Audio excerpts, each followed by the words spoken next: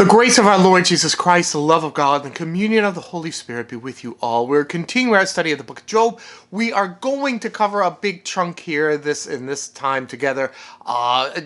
Chapter 28 through and including chapter 31. I think that's 5 chapters, or 28, 29, 30, 31. 4 chapters that we'll cover together there. But there's a lot of big themes that we can kind of maybe take large chunks at a time and just kind of talk about those themes as we go through. So with that, let's get started with chapter 28, beginning of verse 1. And Job has already been, we've already, if in the last section, or last time together, we covered chapter 26 and 27, which was the beginning of Job's response. So we're kind of continuing in that response has already begun. Surely there is a mine. And try to think of that in terms of digging in the ground and finding minerals sort of mine. There is a mine for silver and a place for gold that they refine. Iron is taken out of the earth, and copper is smelted for the ore. Man puts an end to darkness and searches out to the farthest limits. The ore in gloom and deep darkness. He opens shafts in the valley, away from where anyone lives. They are forgotten by travelers. They hang in the air. Far away from mankind, they swing to and fro. As for the earth, out of it comes bread, but underneath it turns up as by fire. Its stones and its place of sapphire, and it has dust of gold. The path of birds of prey, the path no bird of prey knows, and the falcon's eyes have not seen. The proud beast have not trod it. The lion has not passed over it. Man puts his hands to the flinty rock and overturns mountains by the roots. He cuts out channels in the rocks, and the eye sees every precious thing. He dams up the streams so they do not trickle, and the things that is hidden he brings out to light. And just kind of this next verse is probably part of the next section, but it's worth to kind of finish it. But where shall wisdom be found? And where is the place of understanding? Right? Which kind of, right, effectively, look at all that man can do. Things that even the birds, the birds of prey, and you've seen a hawk, maybe even seen eagles as they fly high above the earth and just kind of soar and look over the earth and can seem to be able to see everything. But how much more has man in his ability and his skill been able to turn up, right? He even says he overturns mountains by its root. He digs for the gold and the silver and the sapphire and all of these other things. Goes to places no animal would even venture to go, where no human lives. And he digs mines, and he dams up streams, and he does all of these things. I mean, you think of all the addition. I mean, how many thousands of years ago is Job writing? But now, how consider our own situation, and you could think of all of the things, the scientific advancements that we've been blessed with, that science is able to study the creation and to discover its functions and its ways and the things that we could be taken out of it and used. You imagine the telescopes that we have, the satellite views that we have of the earth, all of these things that even far out surpass everything that Job is describing, which actually, kind of go back to the very beginning when we began to introduce this whole book, which seems maybe a very long time ago.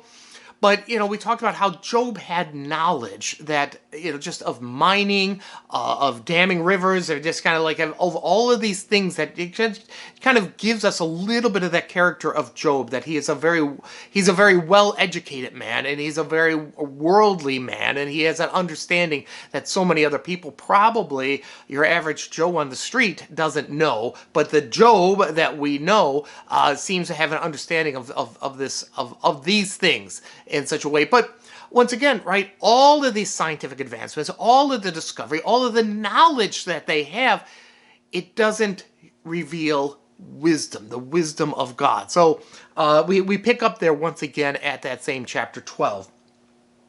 But when shall wisdom be found, and where is the place of understanding? Man does not know its worth, and it is not found in the land of the living.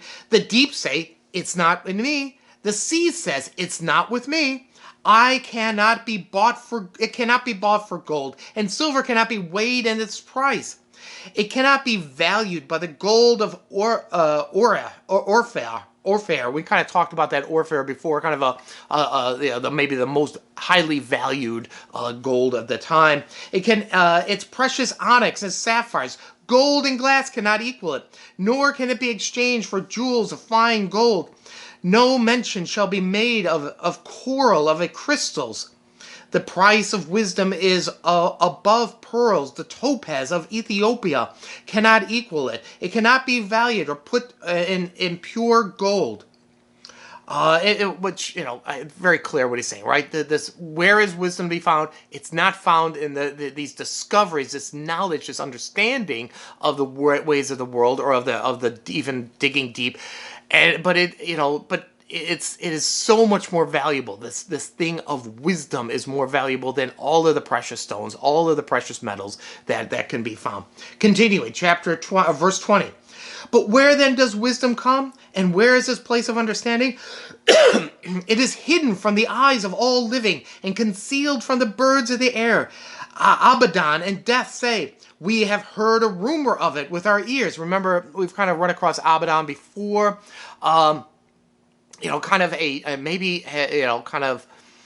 Another title for Sheol, but also kind of we kind of noted Revelation chapter 9 speaks of the angel of Abaddon as kind of this terror of evil. But death itself, I know my translation gives death a title. Both of them say, as deep as they are, as overwhelming as they are for the universe, they have only heard a rumor of its existence. God understands the way of it, and he knows its place, for he looks to the ends of the earth and sees everything under the heavens. When he gave the wind its weight and appropriated the waters by measure, when he made a decree for the rain and a way for the lightning of the thunder, and he saw it and declared it, he established it and searched it out. And he said to man, and now here's our answer about wisdom, behold, the fear of the Lord is wisdom. That is wisdom. And it turns and to turn away from evil as is understanding. So, Job establishes, which if you would, we're kind of dealing not with just one of the friends. Bildad, I think, is the last one who speaks to him. But it's just a sweeping statement, right? I know wisdom. Here is the definition of wisdom. The wisdom of the fear is the fear of the Lord and the turn from evil, right? Everything else, nobody's able to discover it. It is only known by God, but it has been revealed, right? A revelation and a pulling back the curtain of the things between what is visible and what is hidden. We confess that I believe God, Father Almighty, maker of heaven and earth, all things visible and invisible. Here are those invisible things. It's the wisdom that is the fear of the Lord and to turn away from evil. Job knows it, which is going to build his argument as we get toward the end here. That again, he hasn't done evil. He knows what true wisdom is. He's not the fool you've been betraying. I know what true wisdom is.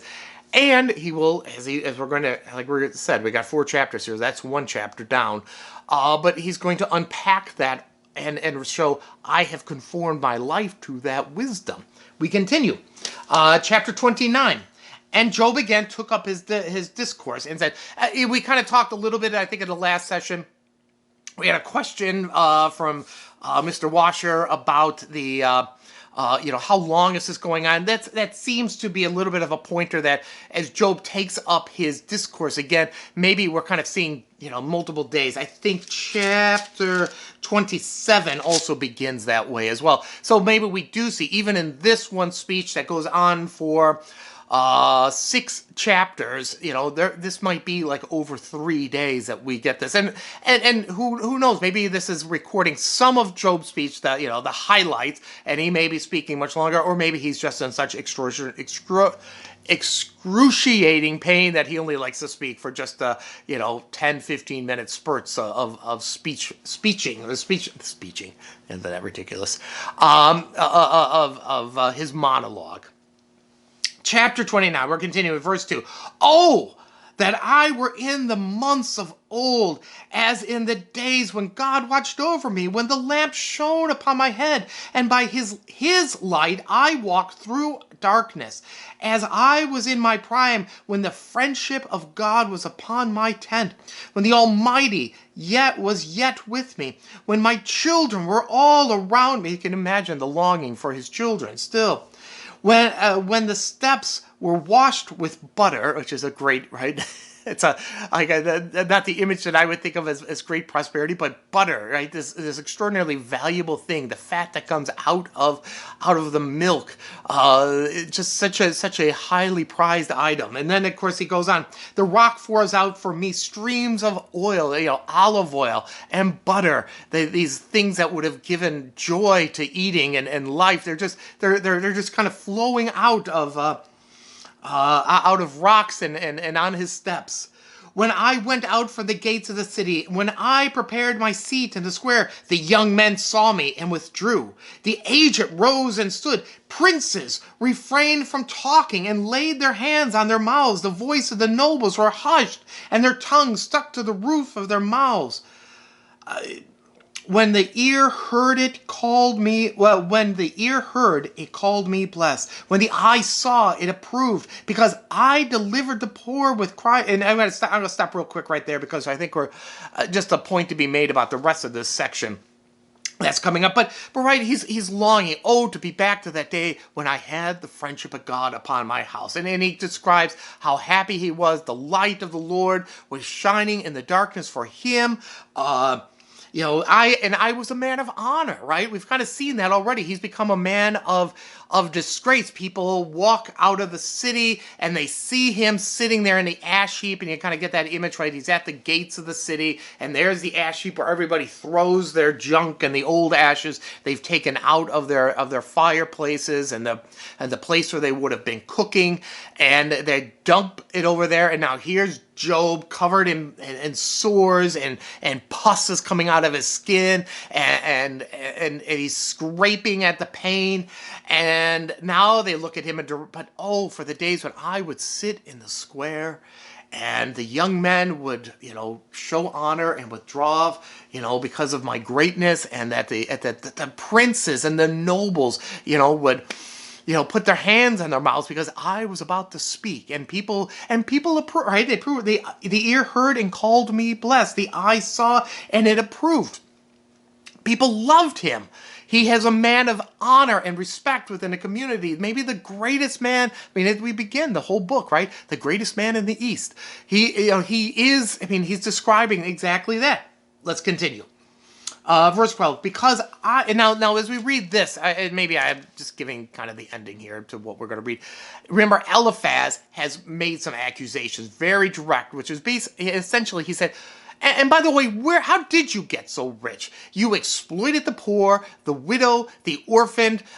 You gave out loans and demanded payment immediately, and you stole people's garments and off the endlessly, right? All these terrible things that you must have done because you became so successful. Maybe that's why God is punishing you. But now he's going to refute that.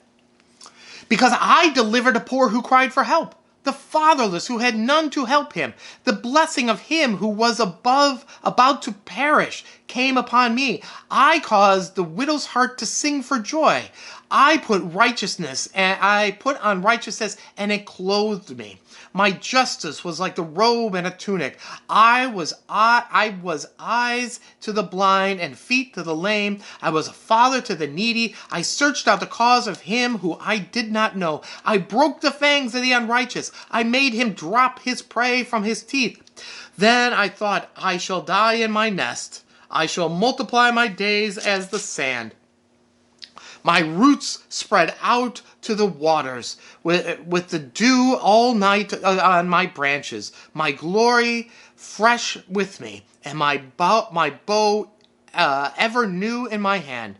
men listened to me and waited and kept silent for my counsel. After I spoke, they did not speak again, and my words dropped upon them. They waited for me as for the rain, and they opened their mouths as for the spring rain. I smiled on them when they had no confidence, and the light of my face they did not cast down. I chose their way, as sat as chief, and I lived like a king among his troops, like one who comforts mourners, right? So, and as we said, right, he's already been accused of all these terrible things, and he kind of refutes all that. I helped the fatherless, the widowed, the lame, the blind, the needy.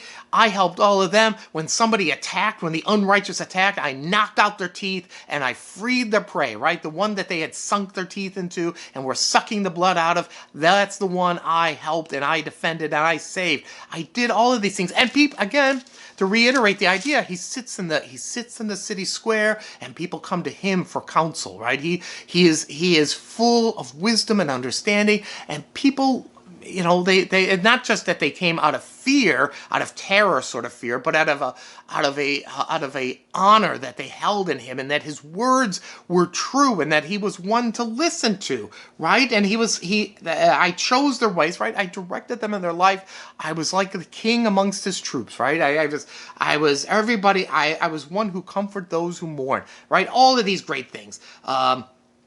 And he expected his life to be long, right? I was ready to settle down, and by root, like a tree, you think of roots that go out to the river where it gets all of that good water and it grows strong. My days should be like the sands of the earth. All of these great things. My glory fresh with me, and the bow ever new in my hand. He was ready for this. Was the life that he had been living. And it kind of implies, and that maybe that helps with that question too.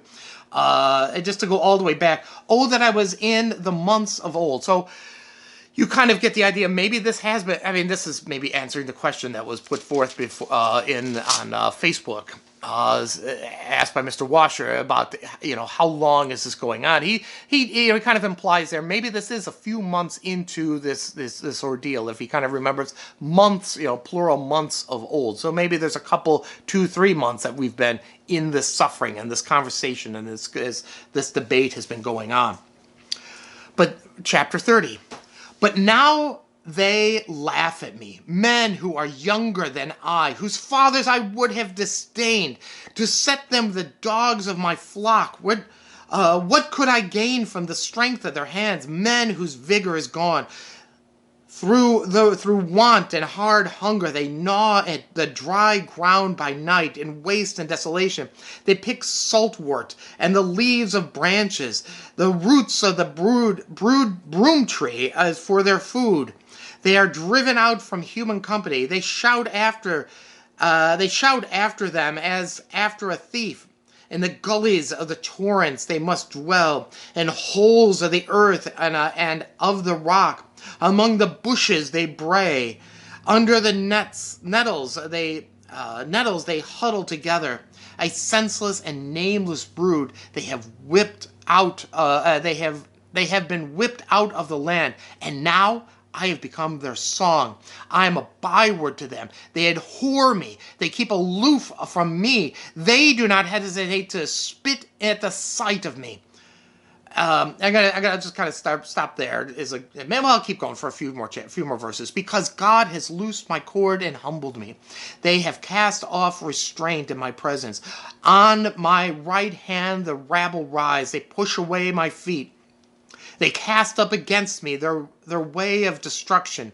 They break up my path. They promote my calamity. They need no one to help them. As though a wide breach they come, amid the crash they roll on. Terror are turned upon me. My honor is pursued as by the wind, and my prosperity has passed away like a cloud.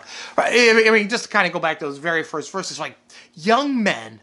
I mean, remember the previous chapter, the young men, kind of like, would hold back at his presence. He was someone to be honored. Now, young men whose fathers I would have disdained, who were, the lowest of the low, who were whipped out of the land. Let's see where was that verse here? Somewhere in here. Verse 8. They were whipped out. Right. They're the ones who are picking at branches and eating the roots of trees and the saltwort, and these are the lowest of the low, right? They should be with their dogs, and we love dogs, but in a Middle Eastern culture, dogs are at a very low standing in the hierarchy of clean and unclean. Right? They live under rocks and in holes in the ground. Now those people are insulting me. Verse 9, and now I have become their song. I am a byword by them. They abhor me. They keep aloof from me. Right? Now I'm the one they insult. They are coming after me. The ones who used to keep silent in my presence. Now they're running after me and hunting me down and insulting me, and they show me no respect. And remember, the terrors, but also my honor is pursued as by wind, and my prosperity has passed away like the cloud. I used to, months ago, things were great. Now I am insulted by people I would have held in the lowest regard. And, just kind of the sons of those fathers. Again, remember the kind of the ranking. If you're a young man, we live in kind of an opposite culture. We as our culture, in a very generic sort of way, we tend to have a low regard for what the old will say because they're backwards and they don't know anything. But the young man will hold in high regard. The youth, what do they have to say? This is completely opposite within their culture, right? The young man needs to be silent and listen to the old man in this Near Eastern sort of world. This is he is the one who has honor and dignity and wisdom, and this is the one you need to listen to. Now those guys, not only young men, but the young men whose fathers I held in disdain, who were whipped out of the land, they're insulting me. This is the state of men. Verse 16, we're still in chapter 30. And now my soul is poured out from within me. Days of affliction have taken hold of me. The night racks my bones, and the pain that gnaws me takes no rest. With great force my garments is disfigured. It blinds me like the collar of my tunic. God has cast me into the mire, and I have become like dust and ashes. I cry to you for help, and you do not answer me. I stand, and you do not look at me. You have turned cruel to me. Right? He's addressing God, right? He's kind of, there's a switch in the audience, right? In some ways he's describing how he's been afflicted, but kind of verse 19, I can't rest, right? I think a long time we kind of brought that point up. His pain is so great he can't even sleep at night, and he tosses and turns in pain. But verse 19 does make a switch here, kind of like now he's directly addressing God, and who has done it, right? God has done this, even back in verse 11, because God has loosed my cords and humbled me. So who is the actor in this case? He still understands it's God. It's not happenstance. It's not, I made some bad decisions and now I'm paying the consequences. God is fully involved in this event as far as he sees. God has cast me out into the mire. I have become like dust and ashes, ashes to ashes, dust to dust, in the sure and certain hope of the resurrection. As we pray over the empty grave, right? He is like and there's a Genesis, right? From you are dust, and to dust you shall return. Understanding there as well.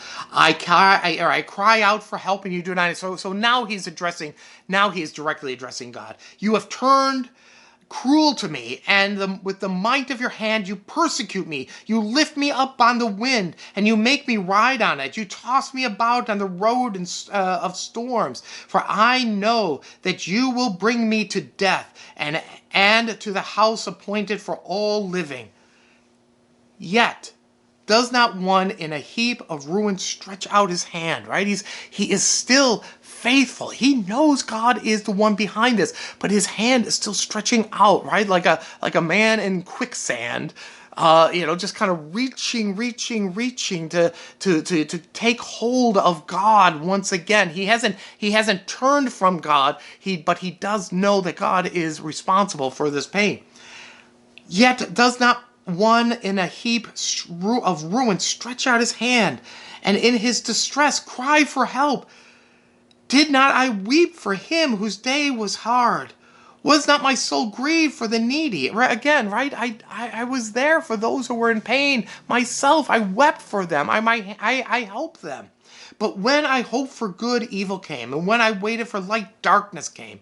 My inner parts are in turmoil and never still. Days of affliction come to meet me.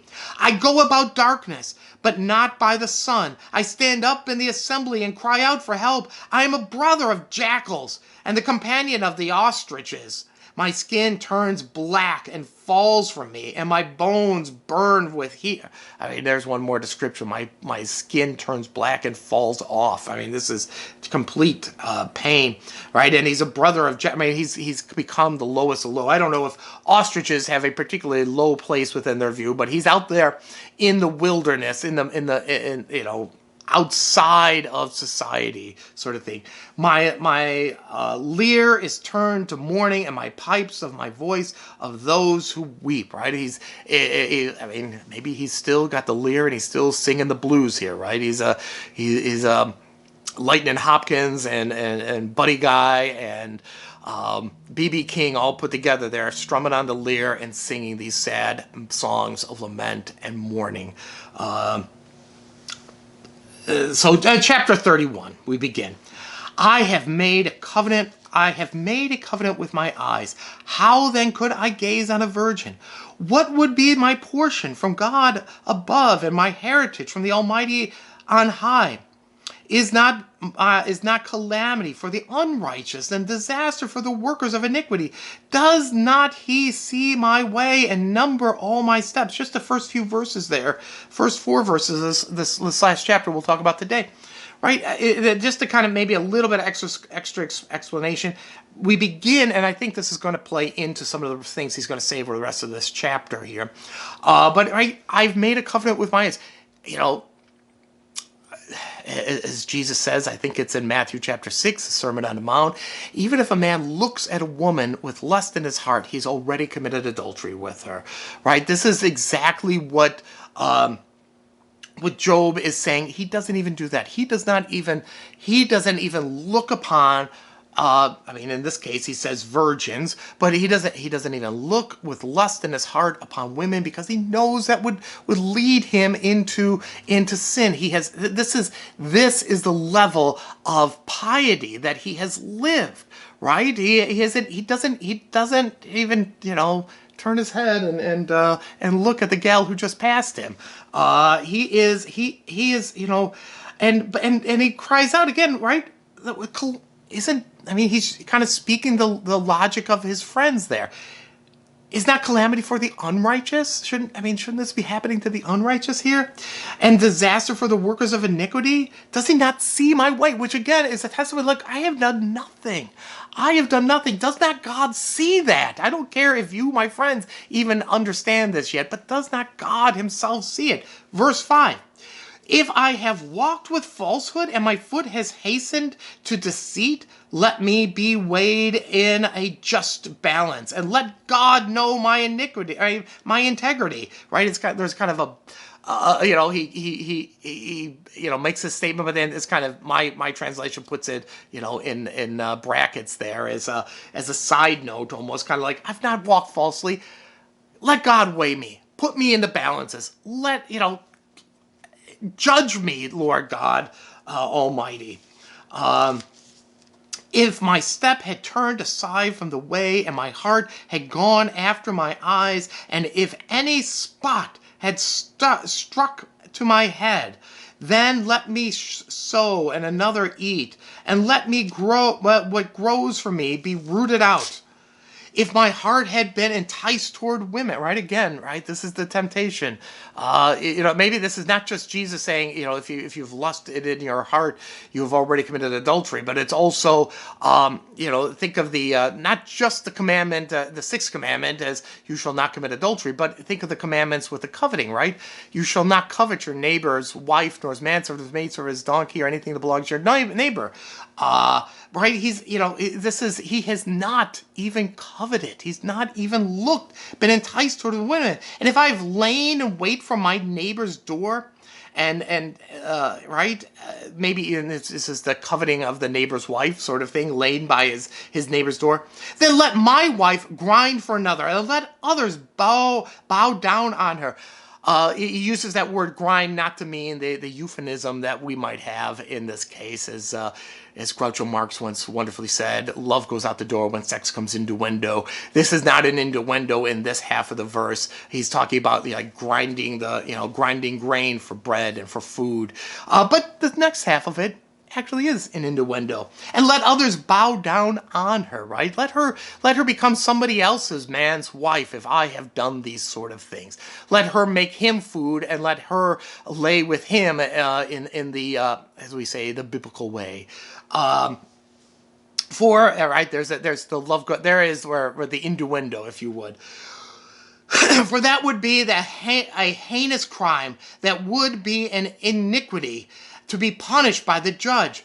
For that would be the fire and the consumer as far as Abaddon, right? There's a third time we've come upon this Abaddon, this deep, this void, the same one from Revelation chapter 9, the angel of Abaddon that is ruling the underworld, and it would burn to the root of my increase.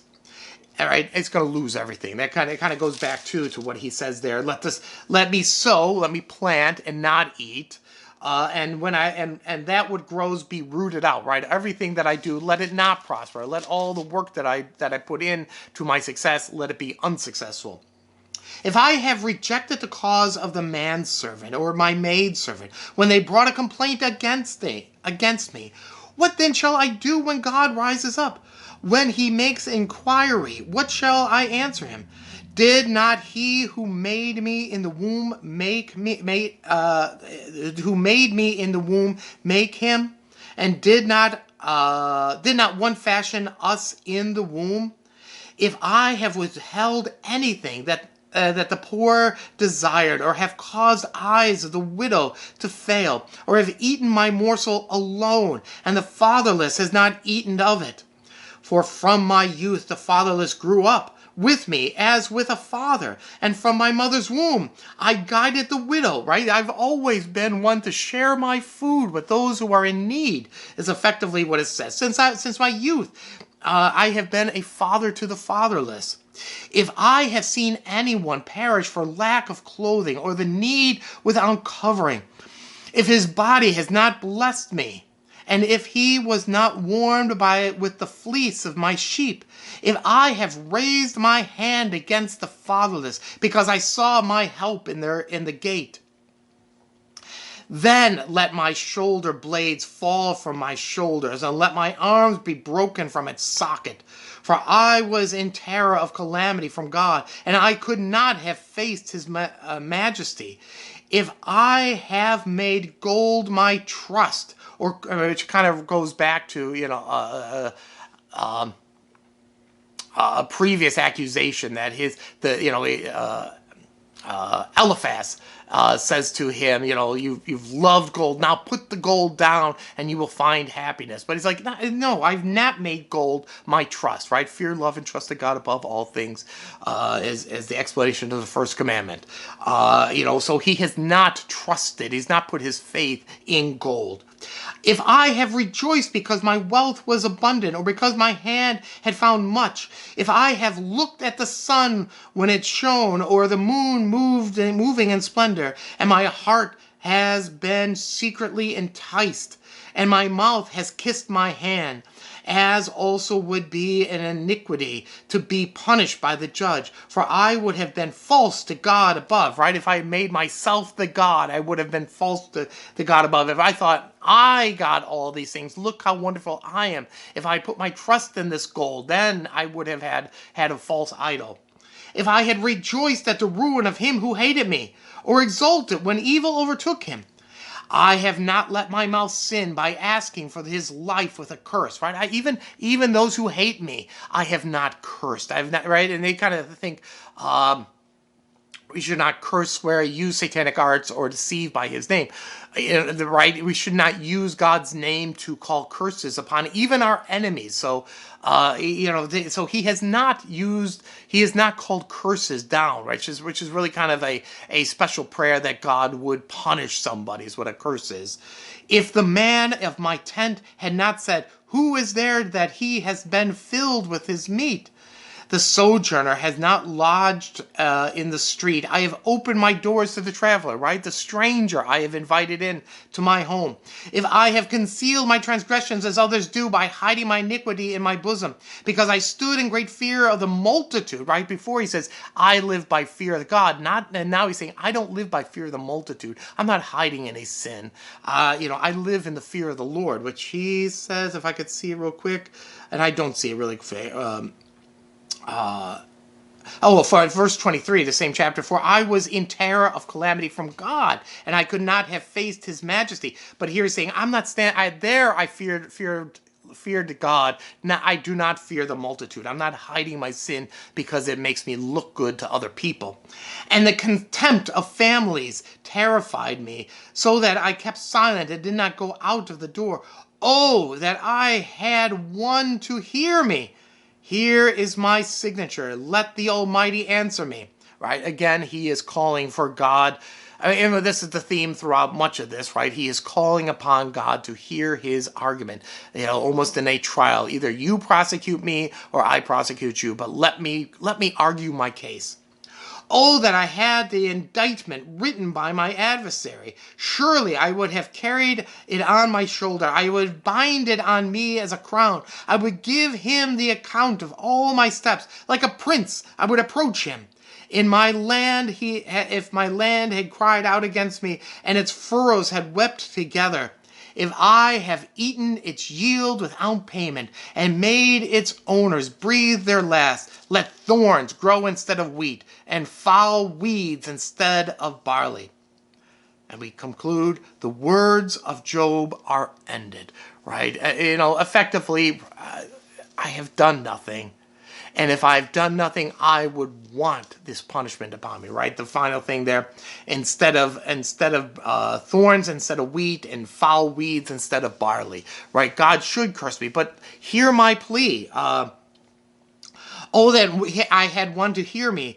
Here's my signature. Let the Almighty answer me. Oh, that I had the indictment written by my adversary. Right? If only God would show me the crimes that I have done, I will argue my case. I want to stand before his almighty presence and argue my sincere keeping of his law, right? Even down to like his eyes have not looked with lust upon a woman. Nonetheless, I have fed the widow, and I have fed the fatherless, and I have cared for the strangers in my midst. I have done nothing. Hear my plea. Hear my case, Lord God. And there we complete those 4 chapters. The Lord bless you and keep you. The Lord make his face to shine upon you, be gracious unto you. The Lord look upon you with favor and give you peace. Amen.